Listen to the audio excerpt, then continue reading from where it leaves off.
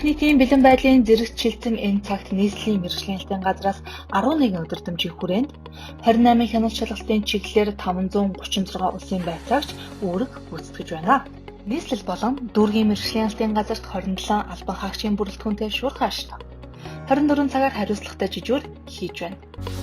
Орон нутгаас Улаанбаатар хотод ирж суралцж байгаа хөдөө орон нутгийн оюутан сурагчдыг коронавирус илрүүлэх шинжилгээнд хамруулах үйл ажиллагааг холбогдох мэргэжлийн байгууллагууд хамтран зохион байгуулж байна.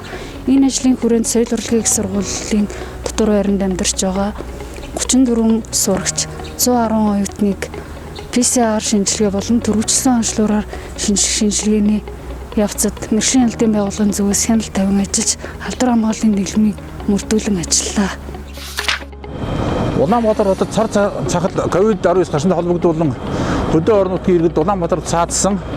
За энэ саадсны улмаас 2020 оны 11 сарын 26-ны өдрийн 104 дугаар зорчигч тээврийг зогсуулах төр журмын дагуу дарга автоэрийн төвдөр хөдөлгөөнд хяналттай ажиллаж байна. 2020 оны 12 сарын 1-ний өдрөөс баруун дөрвөн аймагт Баян-Хонгор, Увс, Ховд, Баян-Улгийн 12 сарын 6-ны өдрөөс Аранга, Дархан, Шарын гол сэлэг чиглэлийн иргэдэд хяналттай ажиллаж байна. Одоогийн байдлаар 209 автобусаар 7864 хүн зорчиж байна. Иргэдийн хоорондын хөдөлгөөн шинжилгээ өгсөн зай барилт автобусны жолоочийн шинжилгээ өгсөн автобусны ариутгал халдвар гэж хяналттай ажиллаж байна. Хяналт шалгалт үргэлжлэж байна.